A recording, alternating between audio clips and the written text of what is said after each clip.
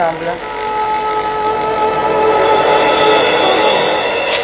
Une émission proposée par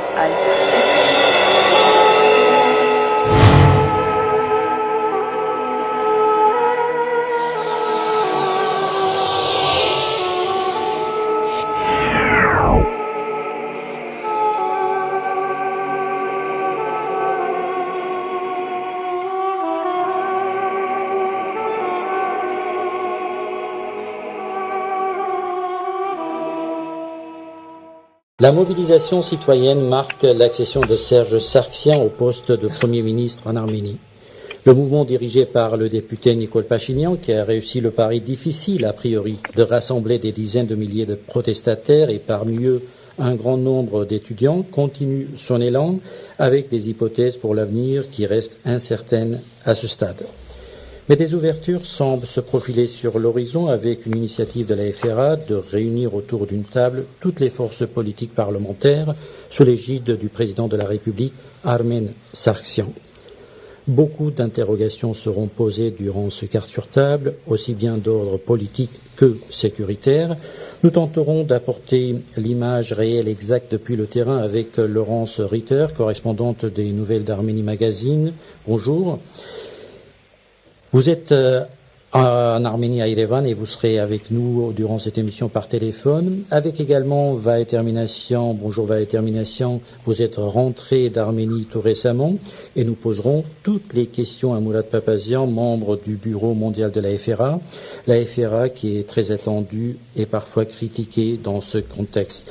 Mourad Papazian, bonjour. Vous serez vous aussi avec nous par téléphone durant cette émission. Une émission qui est enregistrée vendredi 20 avril et diffusée samedi 21. Et des événements peuvent se produire entre ces deux moments, donc merci d'en tenir compte. Commençons avec vous, Vahe Terminassian, vous qui étiez sur place avec ce début de protestation avant d'être dans la rue à Yerevan. Nikol Pachinian a commencé sa campagne de protestation depuis Gümri. Il a fait une marche de 230 km pour arriver à Yerevan. Comment tout ceci a commencé ? Ça a commencé par cette marche. Donc Nikol Pachinian a décidé de monter donc une marche en direction de la capitale qui se terminerait par des manifestations qui commenceraient le 13 avril à Yerevan et des rassemblements qui devaient intervenir jusqu'au moment de l'élection du prochain Premier ministre qui devait intervenir le 17 avril. Nikol Pachinian n'est pas le seul à avoir eu ce projet. Alors il est porté, donc lui, il a un parti politique qui s'appelle le Contrat Civil, qui dispose de 4 députés à l'intérieur du Parlement. Mais pour cette initiative, il s'est appuyé sur une initiative de la société civile qui porte le nom de Imkail. Par ailleurs, autour de ça, on trouve aussi 2 autres mouvements auxquels il s'est associé. Le premier, c'est donc le mouvement Mergir Sergin, donc Refuse Serge, qui regroupe des jeunes, voilà. Et puis par ailleurs, un front pour l'État arménien, dans lequel on retrouve beaucoup de militants du parti Héritage de Rafi Hovhannissian, et plus ou moins autour de là ou dedans, enfin j'imagine que les frontières sont assez poreuses, quelques membres rescapés du Parlement fondateur, plus quelques autres activistes et tout un certain nombre de groupuscules qui sont associés à ça.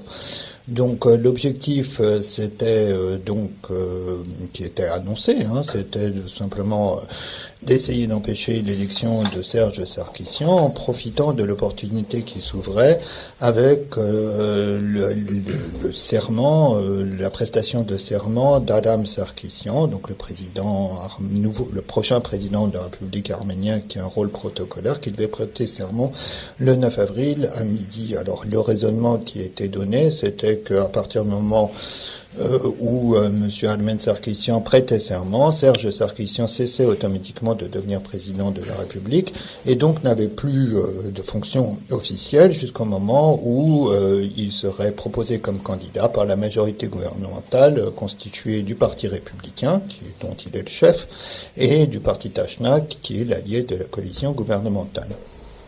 Alors, Laurence Ritter, une question importante pour comprendre qui sont aujourd'hui les jeunes, surtout dans la rue. Est-ce que ce sont les mêmes qui étaient à Yerevan Electric ou contre les manifestations contre l'augmentation du prix des transports, ou les générations, malgré que peu de temps est passé depuis, est-ce que les gens ont changé, les visages sont différents?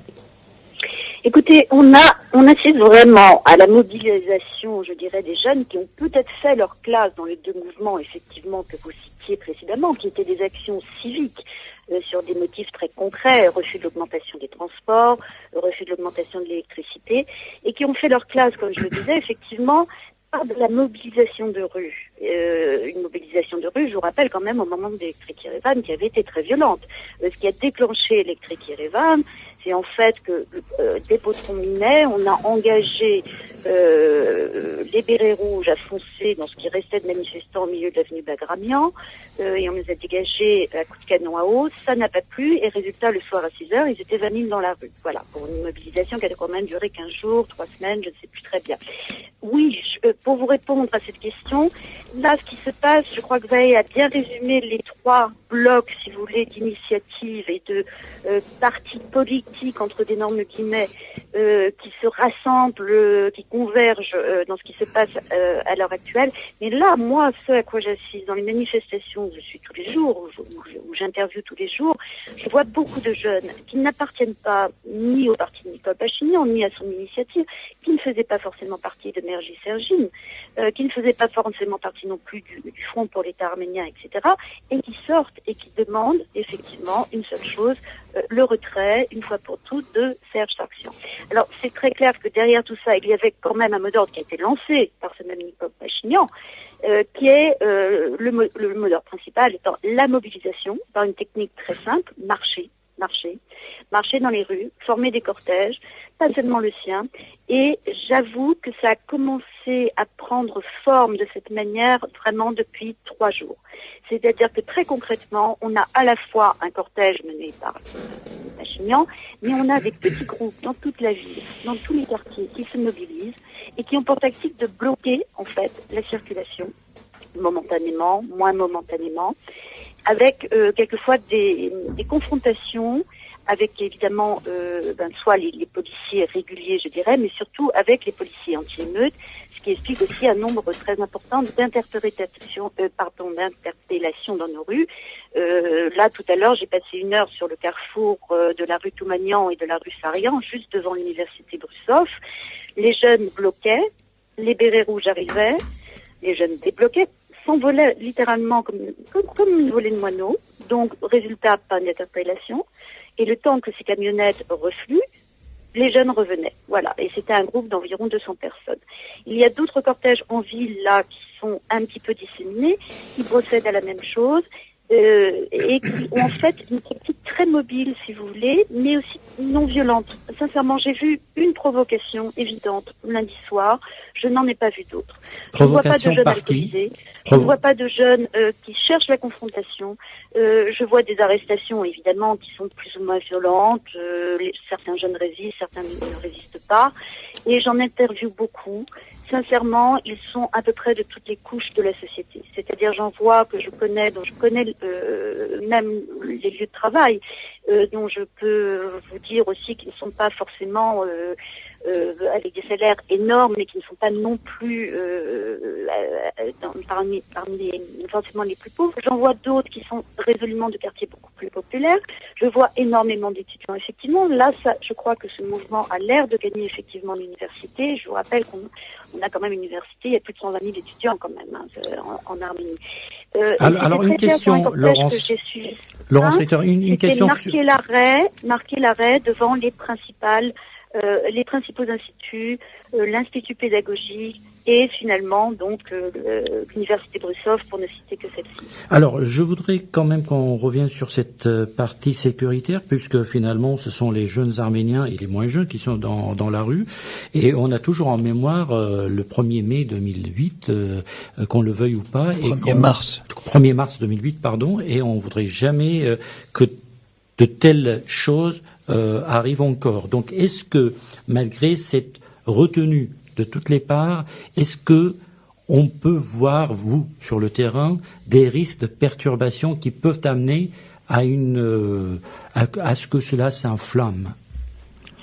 Écoutez, c'est ce qu'on pensait lundi et mardi, puisque l'avenue Bagramian était bloquée, que l'on a vu le canon à eau arriver, deux blindés pneumatiques, c'est-à-dire pas sur chenilles, qui sont plus destinés au transport de troupes, mais qui avaient quand même des mitraillettes qui livraient vers le ciel, non pas vers les manifestants. On a eu droit à 4 ou 5 grenades explosives, grenades assourdissantes, pardonnez-moi, mais il n'y a pas eu justement cette confrontation qui, je pense, aurait simplifié finalement beaucoup la vie des autorités, parce qu'il suffisait d'appliquer effectivement une stratégie rituelle, de répression qui est très brutale, très violente.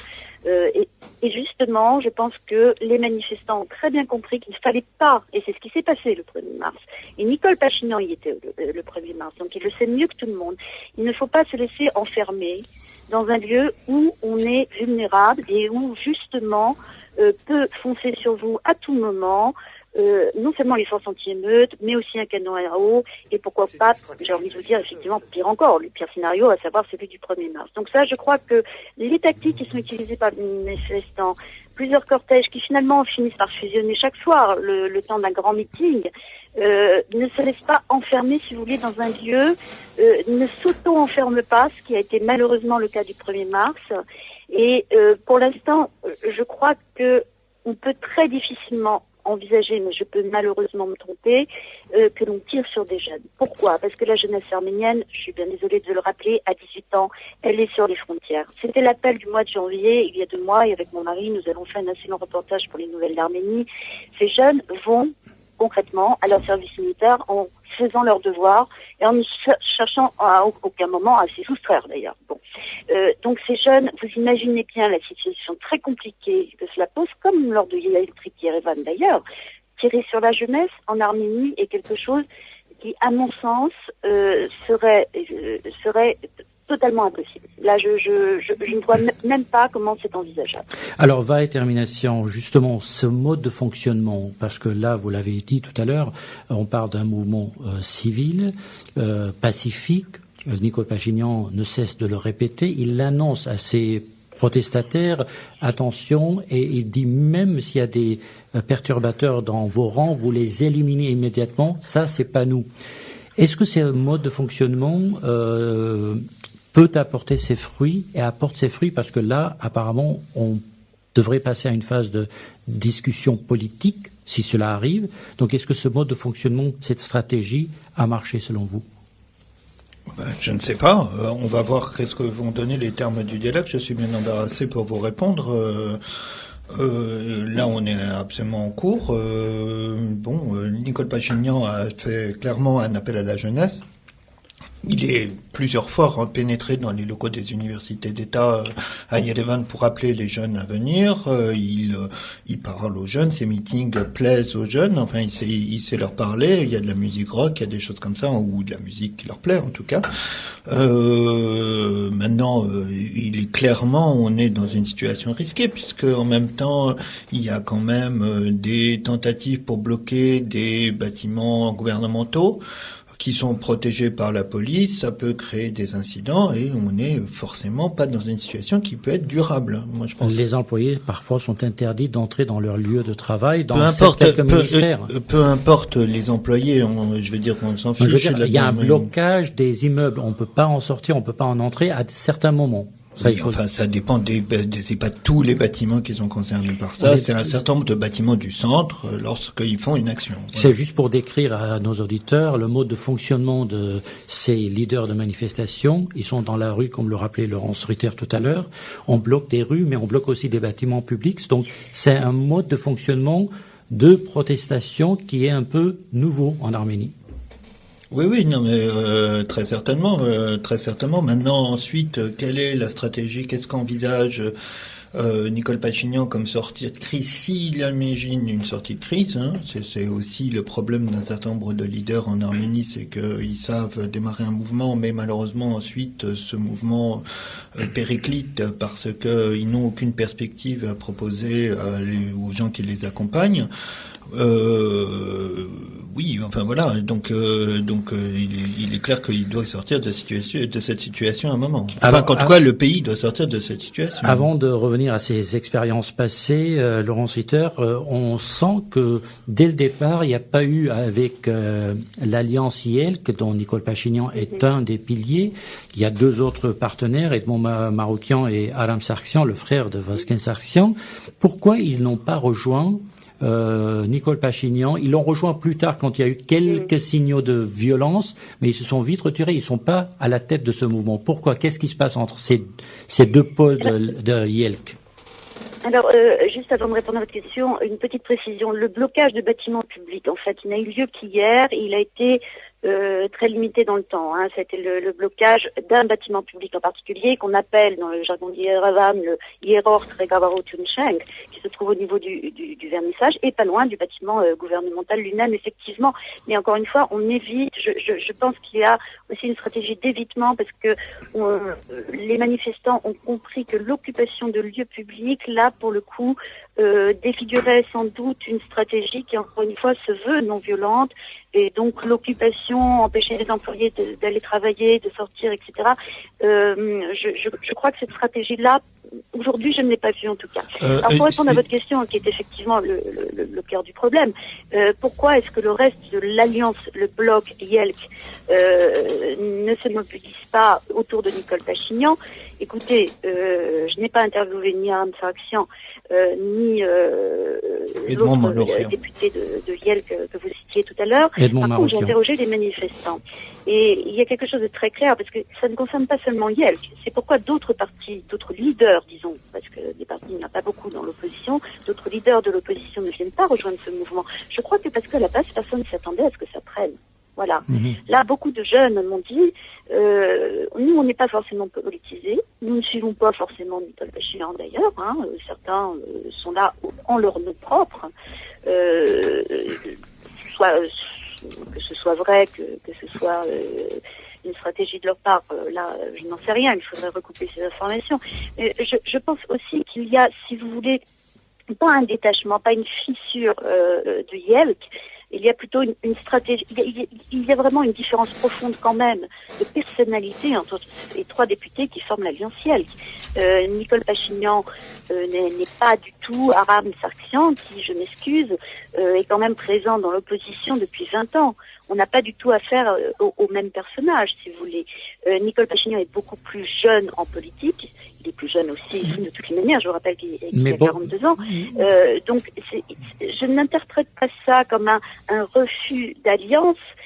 Par contre, encore une fois, là, je ne peux pas vous garantir une analyse. Je vous ai bien dit que je n'étais pas, pour l'instant, dans l'analyse de ce genre de phénomène. Je suis dans le constat que, effectivement, je n'ai pas vraiment de réponse claire à apporter. Nous ne voyons pas, pour l'instant, d'autres leaders de l'opposition et le reste de l'alliance YELK, pour en parler en priorité, puisque c'est quand même de là que tout est parti.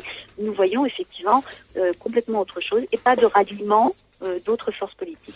Alors, va à termination, avant de donner également la parole à Moulat Papazian et qu'on voit ensemble tous un peu l'avenir de cette situation, qu'en est-il de ces expériences passées? Parce qu'il est important de regarder en arrière pour comprendre un peu ce qui se passe dans la rue aujourd'hui. Vous avez évoqué les leaders qui commencent une expérience, qui commencent une initiative et qui savent pas comment la terminer. Avec les ventes et les prêtres-sang, on a terminé avec le 1er mars. La faute à qui on peut l'imaginer. Non, mais je pense qu'il faut revenir beaucoup plus en arrière. Oui, mais il y a aussi l'expérience de Rafi Ovanessian. On va les citer tous les cas, si vous voulez. Depuis 1996 et les incidents et le couvre-feu qui a été mis lors de la présidentielle de 1996, un certain nombre de leaders se sont succédés à chaque fois donc à chaque élection présidentielle ou à chaque, là ce qu'on constate c'est pas une élection présidentielle, mais enfin on change quand même l'homme fort du pays en ce moment, donc c'est intéressant de le constater. Mais enfin en 1996, il y a eu un mouvement de protestation dans la rue qui a été mené par Vasken Manoukian. En 2002-2003 jusqu'à 2007, ils ont tenu 4 ans dans la rue. Il y a eu Stepan Demirjian et Adam Sarkisian qui ont fait un mouvement de manifestation. Ensuite, en 2008, et ça encore pendant 5 ans, Levon Bedosian. Ensuite, en 2013, il y a eu Rafi Ovanessian. Et si vous voulez, si on devait comparer la situation aujourd'hui de Nicole Pachinian, c'est que il se retrouve un peu dans la situation de Rafi Ovanessian qui s'est retrouvé avec un certain nombre de manifestations dans la rue, mais pas de soutien de la classe politique. Oui, il y a eu quelques groupes qui se sont ralliés par rapport à ceux que je vous ai cités, au-delà de ceux que je vous ai dit. Il y a le parti de Badou Daidikian, du dissident, l'ex-dissident soviétique, l'Union pour l'autodétermination nationale. Il y a les démocrates libres de Coco Bellian et un certain nombre de leaders comme ça qui se sont ralliés, mais l'essentiel de la classe politique ne bouge pas. Par exemple, pour ce qui concerne, disons, les partis les plus connus, par exemple les Levon Bedosian ou les partisans de Levon Bedosian du Congrès national arménien, se sont pas ralliés au mouvement. Alors je suis pas tout à fait d'accord pour être par rapport à ce qu'a dit Laurence en disant que Nicole Pachinian n'est pas expérimenté. C'est quelqu'un au contraire qui est très expérimenté, qui a un long parcours politique. Peut-être qu'il serait bon, peut-être qu'on revienne sur son parcours, Valtan. 2 mots sur Nicole Pachinian. Parce que je pense que quand même c'est l'essentiel. Nicole Pachinian, c'est un ancien journaliste. Il est journaliste de formation. Il a travaillé dans un certain nombre de journaux. Il a été rédacteur en chef de Orakir, puis de 1999 à 2012, il a été rédacteur en chef de Haikagan Jamernak, c'est-à-dire Le Temps arménien, qui est aujourd'hui certainement le premier ou le deuxième tirage quotidien le plus important au nombre de tirages d'Arménie, donc pendant 13 ans. Ensuite, il est rentré dans la vie politique assez tôt. Il a monté un mouvement qui s'appelle Impeachment, qui était proche des anciens du mouvement national arménien de Levon Bedosian, qui n'était pas Levon Bedosian à l'époque, enfin peu importe. Puis ensuite, il s'est présenté aux élections de 2007 sur une liste, puis il a rejoint Levon Bedosian, et dont il a accompagné le mouvement. Il a été poursuivi, rappelons quand même. Il a été le porte-parole quand même. Pendant les meetings, c'était lui qui parlait lors des meetings de contestation post-électorale. Le soir du 1er mars 2008 des émeutes de Yerevan, il était aussi présent, ce qui lui a valu des poursuites, et il s'est mis parti dans la clandestinité pendant plus d'1 an, et ensuite, je crois, parce que j'ai pas réussi à retrouver, il s'est retrouvé en prison, je crois, pendant un certain temps. Il a fini par être libéré, et s'est présenté aux élections législatives de 2012, où il est devenu député, et ensuite a rompu avec Levon Bedosian pour fonder son propre parti, le Contrat Civil, là, qui s'est donc allié avec ces 2 partis que vous avez cités, Arménie Lumineuse d'Edmond Malorian et le République d'Adam Sarkisian, au sein d'un groupe qu'on appelle le groupe YELK de l'opposition, qui compte au total 9 députés. Voilà. 9 députés, c'est quand même une réussite pour un mouvement qui sort de nulle part, presque. C'est 3 partis politiques, quand même. 3 petits partis politiques, mais c'est vrai que c'est une réussite. Ils sont présents au Parlement, ils sont très dynamiques, il faut le dire, au Parlement, très critiques avec leur prise de position. Et voilà qu'on se retrouve aujourd'hui. Enfin, ils ont aucun pouvoir, Valtan. C'est vrai. Aucun pouvoir. Alors justement, en Arménie, c'est ça tout l'enjeu. Quand on est dans l'opposition, malgré tout ce qu'on peut faire, on est presque sans capacité de changer les choses. Et quand on est au pouvoir, est-ce que on peut changer les choses? C'est la question que je voudrais poser à Moulad Papazian. Moulad Papazian, l'AFRA a été aussi bien dans différentes coalitions que dans l'opposition. Est-ce que aujourd'hui, depuis 1 an et demi, en tout cas, que vous avez rejoint cette coalition avec les derniers gouvernements, est-ce que on peut dire que cette stratégie de la FRA, qui est parfois très critiquée aujourd'hui dans ce contexte en particulier, est-ce qu'elle commence à donner ses fruits? Écoutez, d'abord, je pense que il faut revenir sur les origines du mouvement qui est en cours en Arménie avant de répondre à votre question, Vashtan. Nous observons évidemment de très près en Arménie et en diaspora ce mouvement qui est un mouvement politique légitime qui porte des revendications sociales, économiques et politiques. Il s'est développé parce que les choses ne vont pas bien en Arménie. Parce qu'il y a des inégalités, parce qu'il y a une forte pauvreté, parce qu'il y a des problèmes sociaux, parce qu'il y a une forte immigration. Et ce sont tous les thèmes qui ont été portés par le parti Tashnak Sutyun depuis 1991 d'ailleurs, et qui font partie de notre programme et qui ont fait partie de toutes nos plateformes électorales, puisque nous avons participé à de nombreux scrutins électoraux, que ce soit des élections présidentielles, des élections législatives ou des élections municipales. Et donc nous avions, nous, prévenu, je vous rappelle que pour la dernière période, en tout cas, nous avons été dans l'opposition de 2009 à 2016 et que nous avons porté l'ensemble de ces thématiques en avertissant effectivement le pouvoir que ces inégalités étaient insupportables pour le peuple. Et comme nous nous sommes rendus compte effectivement que dans l'opposition nous étions inaudibles, inefficaces, nous avons décidé à un moment donné d'accepter les négociations qui nous avaient été proposées par le Parti républicain pour intégrer le gouvernement. Ce sont des négociations qui ont duré plusieurs mois.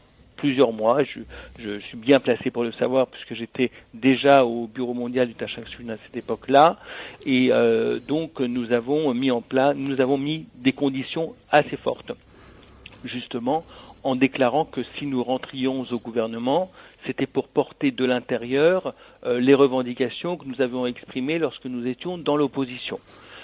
Et donc nous avons même publiquement, au cours même des négociations, eu des attitudes assez dures, que ce soit contre le Parti républicain ou contre le pouvoir. Nous avions indiqué à plusieurs reprises que nous souhaitions des changements de régime, nous souhaitions des changements de système, que nous souhaitions que soit mis fin au gouvernement du parti unique et qu'il était important que des coalitions puissent se former en Arménie, des coalitions gouvernementales, pour que justement le pouvoir soit partagé et qu'on aille vers encore plus de démocratie et encore plus de liberté. Donc ce mouvement, en réalité, il exprime dans la rue les préoccupations que nous avions exprimées, nous, de manière institutionnelle, que ce soit au Parlement ou que ce soit même dans le gouvernement. Et donc nous le regardons avec beaucoup de sympathie, avec également un certain nombre de préoccupations. La première des préoccupations que vous avez évoquées, et ce que vous avez dit, Laurence et Vaé, est plutôt rassurant, c'est-à-dire qu'il ne faut pas que le mouvement soit dénaturé par une radicalisation vers de la violence. Ça, effectivement, ça dénaturerait le mouvement et ça le tuerait dans l'œuf. Ça, c'est la première chose. La deuxième, c'est que le mouvement est un débouché politique. C'est le plus important, puisque vous avez cité les uns et les autres également, que les divers mouvements qui sont succédés depuis 1991, en fait, n'ont pas eu de débouché politique. Très bien.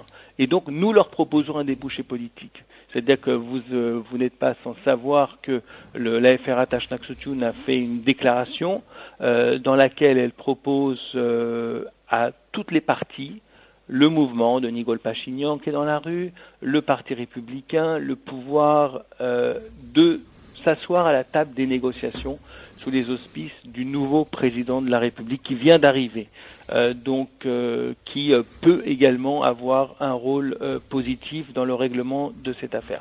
Et donc, en fait, le débouché politique que nous proposons au mouvement, c'est justement que ces revendications puissent être prises en compte, en fait, par les autorités. Alors justement, ma question était de savoir si, au moment où nous enregistrons, est-ce que vous avez du nouveau par rapport au fait d'accepter cette main tendue par la FRA pour unir tout le monde autour de la table et surtout par Nikol Pachinian? Alors au moment où nous parlons, c'est-à-dire qu'il est vendredi et 15h heure de Paris, Vous savez que le président de la République nouvellement élu, Ahmed Sargsyan, a accepté la proposition du Tashnak Sutyun en la saluant. Je sais également que des contacts et des discussions sont en cours avec le mouvement de Nikol Pachinian pour discuter des modalités. Aujourd'hui, Nikol Pachinian n'a pas formellement accepté notre proposition, qu'il trouve intéressante. Il a une réserve sur les auspices et la participation du président de la République d'Arménie. On espère, alors c'est sûr qu'il faut discuter, qu'ils peuvent ne pas accepter dans la minute les propositions que nous faisons, mais nous espérons que dans les jours qui viennent, obtenir un accord des uns et des autres pour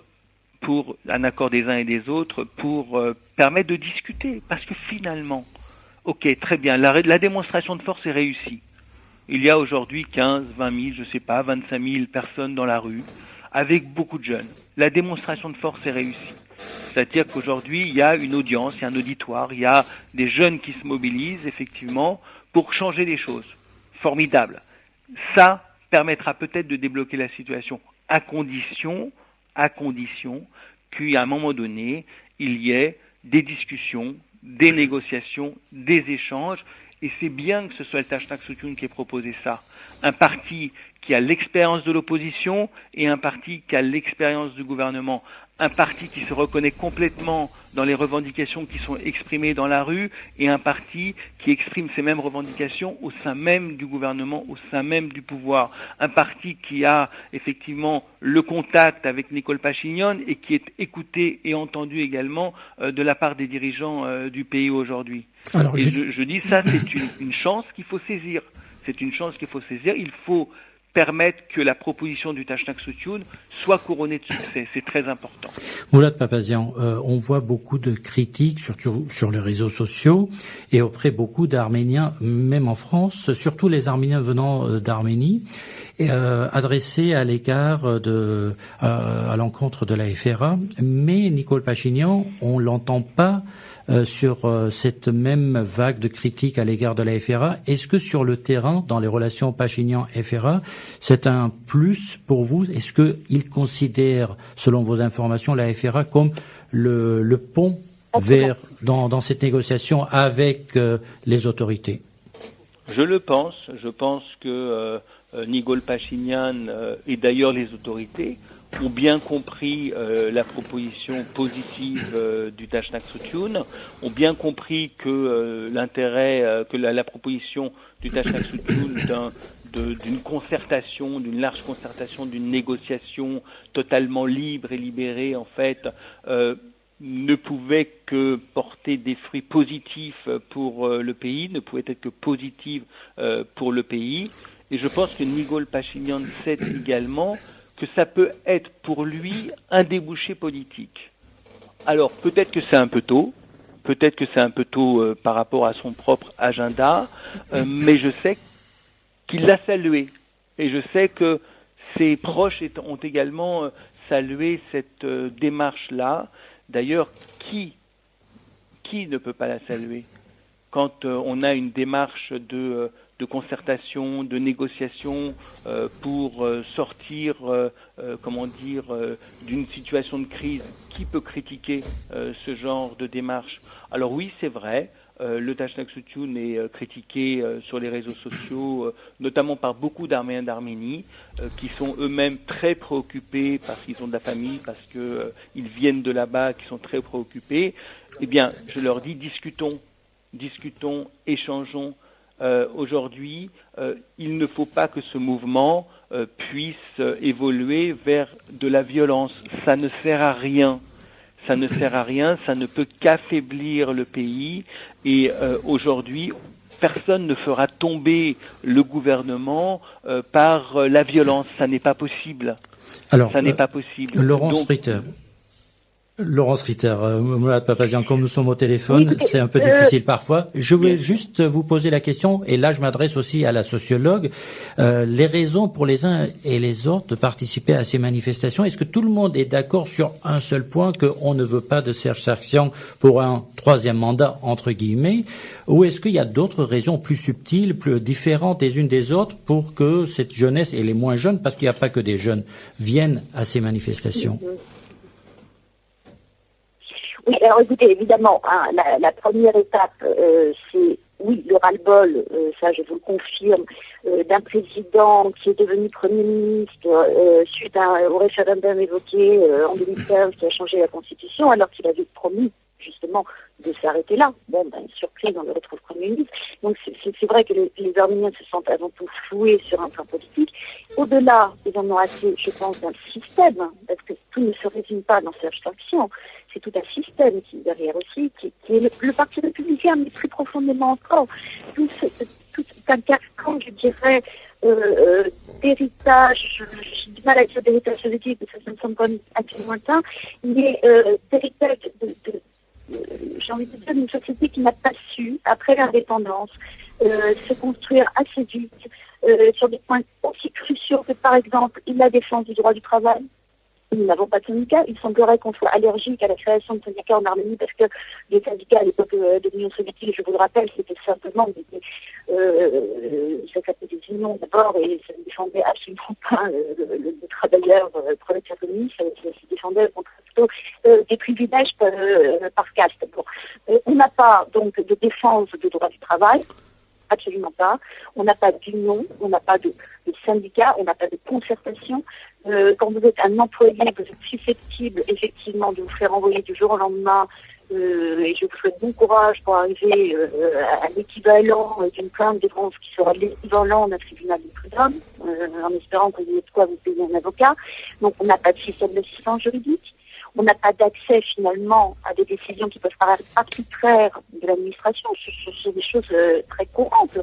Tout français, c'est quand même se plaindre auprès d'un tribunal administratif. Je suis désolée. On n'a pas ce genre de structure qui fonctionnerait ici, qui donnerait finalement, qui relâcherait aussi la pression et qui donnerait corps à une société qui serait organisée d'une manière un peu plus horizontale que verticale. Nous avons un système éducatif dont on vante toujours les mérites, à savoir que nos jeunes sont généralement bien formés, qui maîtrisent très bien les hautes technologies, qui maîtrisent très bien les langues étrangères, etc. Moyennant quoi, ils se retrouvent avec des bacs plus simples, je l'ai dit, ça arrive en France aussi, avec des salaires de 300 euros quand ils trouvent du travail. Et je remarque que dans le monde du travail, il y a quand même une mentalité qui reste, et là qui mérite vraiment toute votre attention, bien au-delà d'un parti politique ou d'un autre, et il y a une mentalité, j'ai envie de vous dire, d'obéissance aveugle finalement à ce qui représente l'autorité, qui moi m'interpelle beaucoup. D'où vient dans un peuple comme chez les Arméniens cette espèce de respect exagéré d'un système hiérarchique. Voilà. Moi, je voulais vous interpeller là-dessus parce qu'on peut faire une table ronde, on peut appeler au dialogue, on peut appeler à la non-violence. On ne fera pas l'économie à un moment ou à un autre de poser tous, diaspora, Arménie, autour d'une table et de regarder l'organisation de cette société. Quels sont ses piliers? Sur quoi elle repose finalement? Dans une organisation, je ne parle pas de société civile, je n'aime pas trop ce terme, mais dans une organisation fondamentalement sociale. Quels sont, moi, citoyen arménien, je ne suis pas citoyen arménien, mais quels sont mes droits? Comment je peux les défendre aujourd'hui? Donc, vous voyez, on dit souvent sous forme de plaisanterie, tiens, et puis aujourd'hui, encore la faute du gouvernement. Bon, j'ai envie de vous dire que, au-delà du gouvernement, il faudrait peut-être repenser aussi la structure de cet État arménien qui existe quand même depuis 1991 et qui visiblement n'a pas envisagé de s'auto-structurer au niveau de sa population. Alors, soit parce qu'il en a été empêché par le gouvernement, ça c'est un premier cas, soit parce que depuis l'année, on était dans une situation complètement catastrophique dans les années 90 qu'il fallait, c'était même pas possible d'envisager, soit, et là c'est plus difficile à appréhender et à expliquer, parce qu'il y a des verrous, effectivement, qui sont de l'ordre du traditionnel, qui sont de l'ordre, alors là, qui demanderaient une analyse sociologique beaucoup plus poussée, qui, moi, m'interpellent beaucoup pour vivre en Arménie, c'est-à-dire qu'on a à la fois beaucoup de gens qui protestent et qui, en même temps, j'ai envie de vous dire, ne s'organisent pas vraiment pour que ça aille mieux au niveau de ce qu'on peut faire, voilà, au niveau d'un quartier, au niveau d'un immeuble, au niveau d'un, etc., etc. Donc on a à la fois beaucoup de mouvements activistes, par exemple sur la question écologique,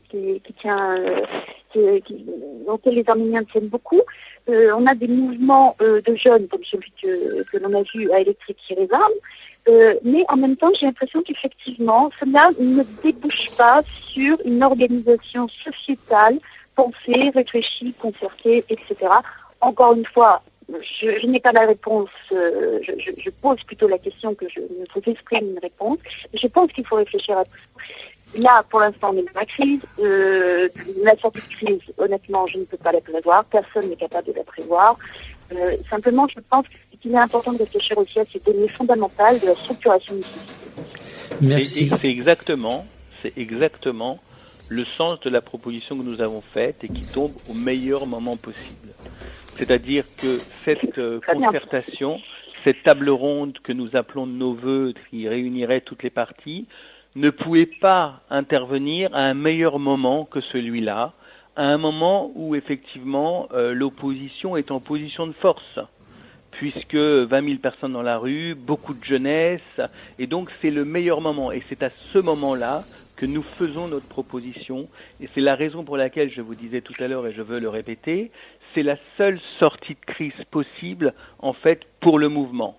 L'intérêt du mouvement, l'intérêt des revendications qu'il porte, l'intérêt des jeunes qui se sont mobilisés, c'est qu'il y ait un débouché politique et qu'il ne s'épuise pas, parce que le mouvement risque de s'épuiser dans les 10 jours qui viennent, dans les 2 semaines qui viennent, à un moment donné. S'il n'est pas interrompu par de la violence, il va s'épuiser progressivement.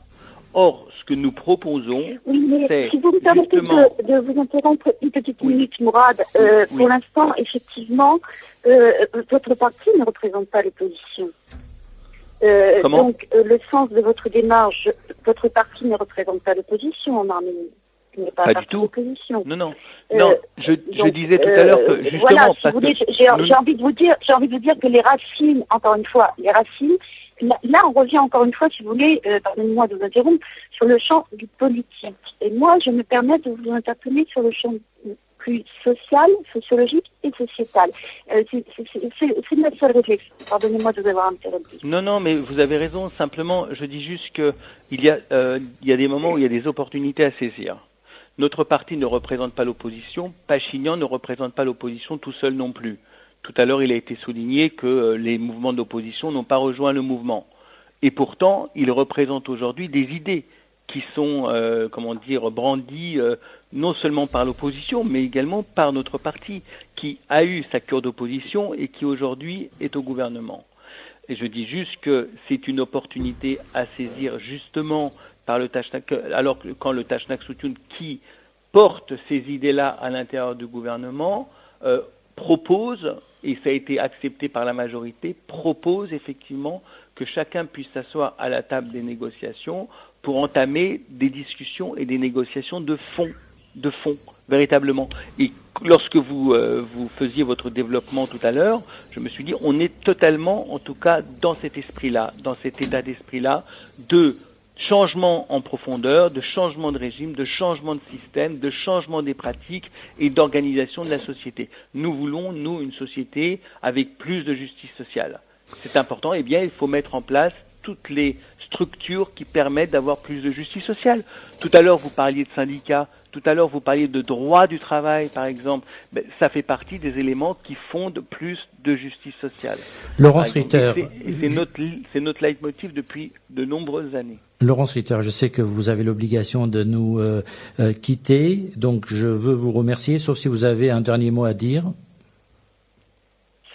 Écoutez, juste un dernier mot. J'ai envie de vous dire que ce que je vois là, ce dont je témoigne, et là je sors encore une fois du champ politique, c'est en tout cas jeune, un peu moins jeune, mais ce qui est très intéressant aussi, c'est qu'il y a les parents derrière, ceux qui ont vu, qui ont vécu et qui ont fait partie du Charjou, le fameux mouvement Karabakh qui a conduit l'Arménie à l'indépendance. Voilà. Donc j'ai envie de vous dire que c'est une société qui n'est quand même pas complètement aveugle, sourde à la protestation de sa propre jeunesse. Ici, on est tous l'enfant, la sœur, le frère de quelqu'un. La société arménienne est une société très paisible. Donc j'ai envie de vous dire que quelque part, j'ai envie de faire confiance à cette jeunesse avant tout. Voilà. Parce qu'elle fait ce qu'elle fait. Et parce qu'elle n'acceptera pas, à mon sens, de mots d'ordre, ils passeront de manière verticale par un parti ou par un autre, par un parti fût-il, même peut-être celui de Pachinian d'ailleurs, je m'en fais rien. Donc j'ai envie de vous dire que pour l'instant, on est plus dans de l'organisation qui passe par des motifs, qui passe effectivement par l'expression d'une extrême lassitude, et comme je vous disais tout à l'heure, d'un ras-le-bol de tout un système. Voilà. Et quelque chose de fondamental à comprendre, ces jeunes ne veulent plus partir d'Arménie. Voilà. Ils ne veulent plus avoir le choix au terme de leur service militaire et de leurs études, en partir à ce pays, ou accepter ce système encore plus longtemps. Merci beaucoup. Je crois là-dessus vraiment qu'il faut malheureusement nous quitter, mais je pense qu'il faut aussi faire confiance à cette jeunesse et aux plus âgés d'Arménie qui ont quand même accompli quelque chose d'incroyable dans le Charjoux. Et je préfère vous quitter là-dessus. Je ne peux pas, malheureusement... Merci beaucoup, Laurence Ritter. Je rappelle que vous êtes la correspondante des Nouvelles d'Arménie Magazine. Donc, vous êtes sur place en Arménie et on vous remercie encore une fois. Au revoir. Merci à vous tous. Va et termination. Donc, parlons de l'utilité, quelque part, si le mot est correct, de ces manifestations, de ces mouvements. Est-ce que cela peut aboutir à quelque chose, et ça doit aboutir à quelque chose, et justement la question, avec cette main tendue de la proposition de la FRA, mais au-delà d'une manière générale, heureusement qu'il y a eu ce mouvement, parce que le pays va très mal, tout le monde l'a dit autour de cette table ou par téléphone, et cette manifestation, cette protestation a servi à éveiller les esprits, à donner les signaux, aussi bien aux autorités qu'au peuple. Alors, comment traduire cette situation en un bénéfice pour le pays ? Écoutez, j'ai pas la réponse à cette question, mais enfin, j'observe simplement que, bon, j'imagine que le parti Tachnak, qui est membre du gouvernement, évidemment ne se lance pas dans une initiative comme il la présente sans avoir consulté son principal partenaire, c'est-à-dire le Parti républicain, et qu'a fortiori son chef, c'est-à-dire le Premier ministre Serge Sarkissian, a bien évidemment donné son feu vert pour cette initiative. Mais enfin, on n'entend pas beaucoup. Serge Sarkissian, je voudrais quand même souligner quelque chose. Il a pris acte, effectivement, de l'existence de ce mouvement juste après son élection au Parlement, en interpellant les députés du groupe YELK, en leur demandant de revenir au Parlement et en demandant à ce mouvement de cesser. Mais il n'a pas pris la mesure. Mais il a fait une grande interview à la Téléchante. Dans cette interview dans la Téléchante, moi, tout ce que j'ai entendu, parce que je n'ai vu que l'extrait qui a été diffusé, je ne sais pas si vous avez vu l'intégralité, il devait être diffusé hier, mais moi je l'ai pas vu. Mais dans l'extrait qui a été diffusé dans cette interview, sa réponse, c'est la seule moment où l'Arménie a connu une croissance, c'est quand il n'y a pas eu de manifestation. C'est ça la réponse? Ce que je veux dire par là, c'est que Serge Sarkissian, le seul point programmatique, alors il y a un programme du gouvernement qui a été élaboré avec le parti Tachnak avant les élections législatives il y a plus d'1 an, mais il a justifié donc le fait qu'il reste au pouvoir finalement en disant une seule chose. Il a dit voilà, je me propose de former les jeunes leaders. Voilà. Où ils sont les jeunes? On les voit pas, ils sont dans la rue. Ils sont dans la rue et là actuellement on est en train de procéder à la construction du gouvernement. Il n'y a pas une tête de changer et il n'a pas l'intention apparemment de donner une réponse appropriée à ça. Donc finalement la question que je pose, peut-être à Moulad d'ailleurs, c'est qu'il y a cette commission qui est montée, elle va discuter etc. pendant un certain temps, mais si Serge Sarkissian ne prend pas un moment acte véritablement qu'il doit changer sa politique, je vois pas à quoi ça servira.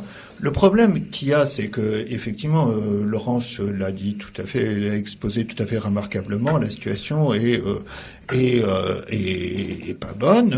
La jeunesse a envie de partir, mais elle est même trop optimiste. Quand elle parle de l'éducation, elle dit que l'éducation en Arménie, nos jeunes sont bien formés. C'est faux. Je suis allé, pendant que j'étais mon séjour en Arménie, à l'Institut de physique de Yerevan. Je peux vous dire qu'effectivement, les jeunes, ils vont à l'extérieur, ceux qui sont bons, ils reviennent pas. Mais il y a un gros problème, c'est que ils m'ont expliqué que les étudiants qui sortent de l'université sont juste mauvais. Et que leur laboratoire, qui comptait avant l'Arménie indépendante 3000 personnes, qui en compte aujourd'hui 350, ils ont tous plus de 70 ans, et les jeunes qui arrivent derrière, il y en a pas. Et donc ça va disparaître. Et là, excusez-moi, mais c'est un chantier colossal. Et c'est pas simplement un ministre de l'Éducation Tachnak qui peut changer les choses. Il faut orienter les choses. Il faut voir quelle perspective on donne à la jeunesse dans ce pays. Est-ce que la perspective de l'Arménie, je pose la question de façon provocatrice, c'est de maintenir une parité militaire avec l'Azerbaïdjan? Est-ce que c'est ça qu'on peut offrir aux jeunes? Est-ce qu'on n'a pas le droit d'aller et de proposer dans les limites des possibilités et des moyens? Est-ce qu'il n'y a pas moyen d'imaginer autre chose? Alors justement, et est-ce que Serge Sarkissian est l'homme pour cela? Est-ce qu'il ne doit pas aussi bouger, à un moment? Alors la question vous est posée, Moulad Papazian, votre relation avec Serge Sarkissian, et qu'est-ce qu'on peut attendre de Serge Sarkissian dans ce contexte-là, aussi bien pour résoudre la problématique du terrain, mais également et surtout donner des réponses à long terme et efficaces, réelles, aux attentes de la population?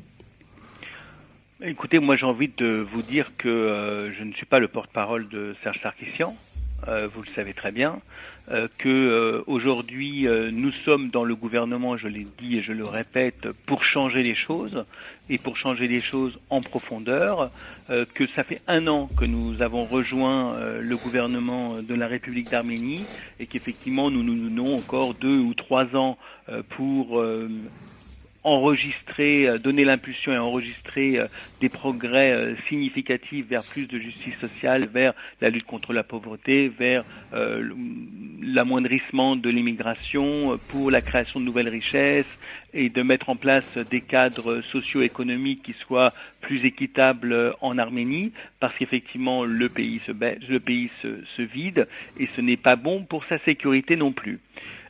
Donc ce que je sais, c'est que le Tashnak Sutyun n'a demandé l'autorisation à personne pour faire sa proposition de médiation, et que on a pris l'opinion publique à témoin, et qu'aujourd'hui il y a une crise qui secoue le pays, qui est une crise plutôt qui peut avoir des effets positifs. Ça dépend de quelle manière nous l'appréhendons. L'Arménie peut sortir aussi bien renforcée qu'affaiblie de cette crise. Et donc, nous considérons que toutes les conditions doivent être réunies pour qu'elles sortent renforcées, pour que ces mobilisations soient plutôt une opportunité pour changer le pays, plutôt qu'un moment de déstabilisation du pays et de l'État. Voilà. Donc, très clairement, aujourd'hui, la proposition a été faite publiquement hier. Hrant Markarian l'a développé, qui est le président du Bureau mondial du Tashnak Sutyun, l'a développé dans une émission de télévision à grande audience à Yerevan hier soir. Les retours sont plutôt très positifs. Il y a des retours positifs de la part des autorités. Des discussions ont lieu avec Pachinian et son mouvement. Donc nous espérons, en tout cas, que la proposition que nous avons faite sera couronnée de succès, et que nous réussirons à réunir autour de la même table, dans l'intérêt de l'Arménie, pour l'apaisement, mais pour la construction d'un nouveau système, d'un nouveau régime plus démocratique, qui tient compte, plus égalitaire, qui tient compte effectivement de la nécessité des Arméniens de se développer sur place et de ne pas être contraints de sortir du pays, donc avec une nouvelle dynamique économique, avec de nouveaux investissements, avec une nouvelle répartition des pouvoirs, avec l'application dans l'esprit effectivement de ce nouveau régime parlementaire qui devra à un moment donné consacrer la fin du gouvernement du parti unique pour créer des coalitions qui permettront d'horizontaliser la pratique politique et de partager le pouvoir, qui conduira vers une république, une démocratie qui soit une république qui soit plus juste et plus égalitaire. Voilà, je dis juste que aujourd'hui il y a une opportunité également de faire sortir ce mouvement par le haut et de mettre les revendications de ce mouvement sur la table des négociations. Ça serait un véritable succès pour les manifestants. C'est-à-dire qu'au bout d'une semaine, 8 jours aujourd'hui, au bout de 8 jours, ils auraient réussi leur pari, c'est-à-dire d'avoir réussi à imposer, entre guillemets, leurs revendications. Ce serait la meilleure sortie possible. Alors, en France, beaucoup veulent aussi manifestent dans les différentes villes, à petits groupes ou grands groupes, peu importe, ils expriment leur solidarité avec les protestataires de Yerevan. Qu'est-ce que vous pouvez leur dire parce que y a un état d'énervement aussi, peut-être de complexité de mouvement pour ces jeunes-là qui voudraient être à Yerevan à ce moment-là, mais qui sont coincés à Paris. Comment peut-on faire comprendre que finalement tout cet état d'énervement pourrait aboutir à quelque chose de positif pour tout le monde? Je veux dire que ces mouvements ont toute la liberté effectivement de s'exprimer en France. D'ailleurs, comme ils s'expriment actuellement en Arménie. Ils ont la possibilité de faire des manifestations, de s'exprimer, de prendre la parole, etc. Mais je voudrais leur lancer un appel, qui est un appel très solennel. Il ne faut pas qu'ils viennent perturber les manifestations du 24 avril. Le 24 avril est une date sacrée pour les Arméniens. C'est la commémoration du génocide arménien de 1915.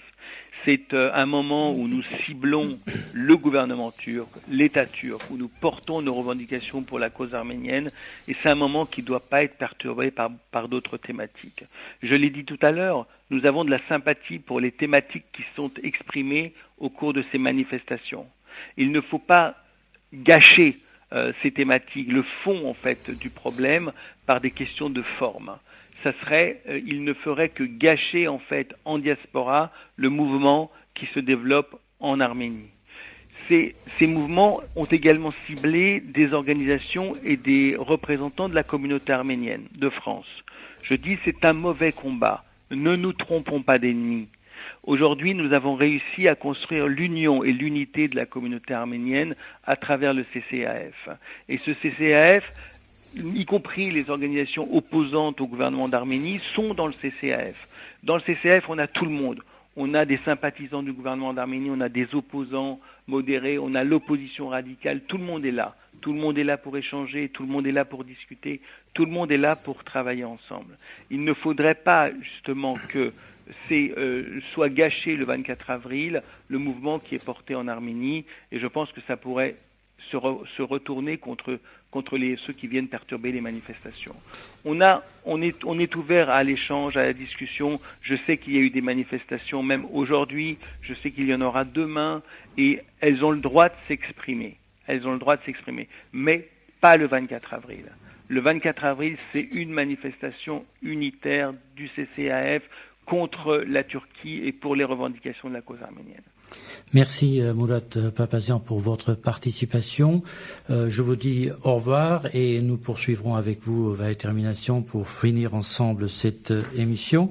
Alors, ce qui est intéressant à constater, c'est que finalement, le Parti républicain, sur un plan de majorité-minorité, n'avait pas besoin de la FRA finalement pour faire élire Serge Sarkisian au poste de Premier ministre. C'est-à-dire que la place de la FRA sur l'échiquier, sur l'équilibre des voix, n'était pas indispensable.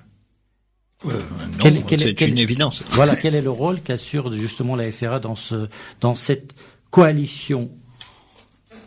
Écoutez, là c'est dommage que vous n'ayez pas posé la question à Mourad Papazian. En tant qu'observateur. En tant qu'observateur, moi je pense que du point de vue, disons de l'intérêt des Républicains, je pense que l'intérêt des Républicains c'est de disposer, d'abord de pas être seul au gouvernement, parce que c'est une responsabilité qui est quand même un peu difficile à porter, voilà.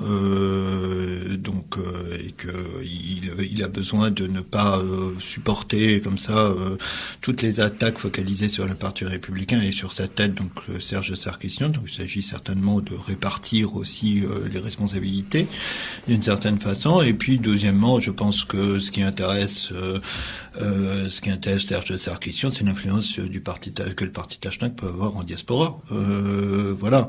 Il faut voir que d'un simple point de vue politicien, le parti Tachnak ici en France, bien sûr avec les autres associations arméniennes de France, bien évidemment, par exemple en France a une influence. Quand il y avait le président Hollande, qui était le parti Tachnak avait une relation privilégiée avec en tout cas un certain nombre d'individus du parti Tachnak avaient des relations privilégiées avec François Hollande. François Hollande vient, le président arménien va voir François Hollande vient le 24 avril 2015 en Arménie. C'est formidable. Et en Arménie, on dit dans les médias, on peut montrer le président arménien ou le ministre des Affaires étrangères arménien parler au président français. Et c'est important aussi sur le plan intérieur, même si c'est important sur le plan général. Attention, c'est très important que l'Arménie ait des contacts avec des grands États comme la France. Simplement, évidemment, il y a une cuisine politicienne. Les politiciens, ils sont partout pareils. Alors, justement, aujourd'hui, c'est une nouvelle phase qui s'ouvre avec la nouvelle constitution, avec un Premier ministre fort, avec un président de la République, vous l'avez dit tout à l'heure, qui a un rôle protocolaire. Est-ce que dans l'esprit des gens, c'est juste une poursuite c'est-à-dire des hommes qui occupent un poste hier présidentiel, aujourd'hui de Premier ministre, ou pensez-vous que, comme on le disait tout à l'heure, mais on n'est pas allé jusqu'au bout, ces manifestations peuvent être un déclencheur pour demander et exiger aux autorités de leur dire, écoutez, on peut plus continuer comme ça. Est-ce que vous pensez que le danger est tellement proche que les autorités vont se plier justement à cette pression de la rue? Écoutez, une des composantes du gouvernement, le parti Tachnak, en tout cas, a l'air, si j'en crois, prend en considération et fait une action. Le reste, moi, je suis plutôt sceptique. Je vous cache pas, je vais pas dire les choses autrement. C'est pas la première crise que traverse l'Arménie. L'Arménie, je l'ai rappelé tout à l'heure, a traversé plein de crises depuis 96, 99, 2003, 2008, etc., 2016. À chaque fois, la gestion des autorités de cette crise, et c'est même pas moi qui le dis, c'est par exemple Avedi Kishranian du groupe des accords d'Helsinki, du comité d'Helsinki d'Arménie, à chaque fois la gestion des autorités, c'est d'attendre que la crise se passe. Et une fois qu'elle sera passée, on passera à autre chose et puis on n'entendra absolument pas compte. Donc je suis pas du tout optimiste sur la capacité de transformer cet essai cette fois-ci. Mais je demande qui a été repris. Et comment expliquez-vous le fait que, au moment où nous enregistrons cette émission... Ce que je veux dire, c'est que les coups de semonce ont été multiples en Arménie depuis 30 ans. Ils ont été même dramatiques. C'était dramatique. Passons sur l'attaque du Parlement, etc. On va pas tout mélanger, Mais par exemple, le 1er mars, c'était un coup de semonce assez important. Est-ce qu'il y a eu une tentative? Est-ce que les commissions d'enquête ont abouti? Non. 10 ans récemment, il y a eu des auditions au Parlement arménien sur le sujet. Il n'y a rien eu. Alors, laissons tomber l'enquête de police. Moi, je ne me fais pas d'illusions sur la capacité de faire la lumière sur ces événements. Mais au moins, est-ce que autour de ça, il y a une réflexion réelle qui aboutit pour que ça ne se reproduise pas? Non. Le comportement de la société, de la classe politique est aussi la même. Là, aujourd'hui, cette transition de de président de la République à Premier ministre de Serge Sarkisian, elle s'est pas faite dans les urnes. Elle s'est faite dans le cadre d'un nouveau régime parlementaire dans lequel il y aura une seule élection, qui est l'élection suffrage universel, qui sera l'élection législative. Logiquement, cette réforme de la Constitution était censée apaiser la vie politique arménienne pour éviter justement ces contestations de la rue. On voit que ça n'a pas marché. Ça n'a pas marché. Dès le début. Le début. Au moment où nous enregistrons, il y a les chefs d'État des grands pays du monde n'ont pas encore félicité Serge Sarkisian à l'occasion de son élection. Poutine seulement. Peut-être d'autres se joindront rapidement, mais comment expliquer cela alors que généralement la France très rapidement adresse sa lettre de félicitations, les États-Unis aussi très rapidement. Comment expliquer ce retard? Je ne l'explique pas. Est-ce que ces manifestations peuvent être, pour certains, peut-être devraient aller plus loin? Est-ce qu'on peut envisager qu'un renversement de régime était possible? Écoutez, moi, oui, parce que cette conversation, on l'a eue avant cette émission, donc je vois où vous voulez en venir. Est-ce que la question, en posant les pieds dans le plat, est-ce que Nicole Pachinian et le mouvement qui l'entoure est dirigé depuis l'extérieur par nommément les États-Unis, la Russie, je ne sais quoi?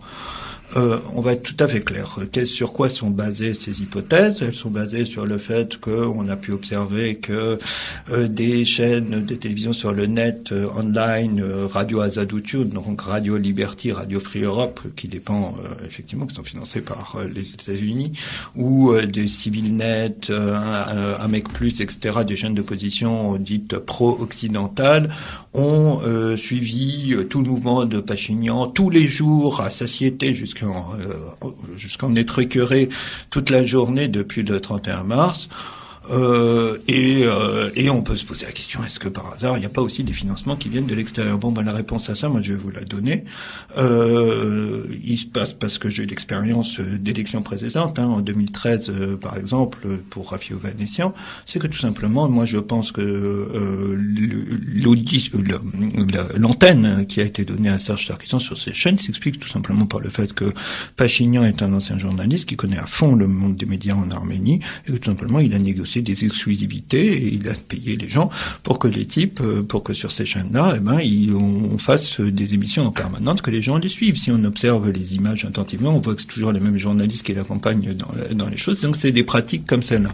Maintenant, sur les forces de financement. Mais on peut l'expliquer peut-être différemment. C'est-à-dire que quand on regarde juste par rapport à ce que vous venez de dire, on va parler des financements sur les chaînes publiques ou privées en Arménie de télé. On ne montre pas ces images-là dans la continuité, si ce n'est que dans les journaux, avec une analyse qui est un peu, je dirais, pro-gouvernementale. Oui, mais ce que j'essaye de vous expliquer, c'est tout simplement que vraisemblablement, je vais pas discuter de ça parce que c'est de la tambouille. Vraisemblablement, tout simplement, il a vendu une exclusivité comme font les gens qui font de la communication, les attachés de presse. Ils ont vendu une exclusivité. Vous me suivez en permanence. C'est pas un match de foot. C'est comme ça. La même chose avait été faite par Rafi Ovanessian en 2013. Il avait vendu aussi un certain nombre de choses, et donc voilà. Ça, ensuite, sur les financements, il s'est expliqué aussi. Pachinian, le 17 avril, je crois, lors de son meeting sur la place de la République, il a remercié les donateurs de la diaspora. Moi je pense que, vu ce que j'ai vu et vu les moyens qui étaient mobilisés, tout ça me paraît crédible finalement. Et donc je crois pas, moi, si c'est la question est ça, que de l'extérieur il y ait des tentatives pour exploiter le mouvement. Le State Department, puisqu'on doit en citer, a donc publié récemment un communiqué dans lequel il souligne la retenue des manifestants et la retenue des autorités dans les dernières manifestations. Comme l'Union européenne. Voilà. Donc ça reste quand même, jusqu'à présent, jusqu'à preuve du contraire, relativement équilibré. Merci, Termination, pour ces explications, pour votre témoignage de la première phase du début de ces manifestations et la marche de Nicole Pachinian, donc qui a débuté fin mars, où vous étiez en Arménie, et le début de ces manifestations juste au moment de votre retour en France. Je remercie Laurence Ritter qui était avec nous, correspondant de France-Arménie. Laurence Ritter, correspondante des Nouvelles d'Arménie Magazine, et merci à Moulad Papazian qui était avec nous, membre du Bureau mondial de la FRH. À bientôt.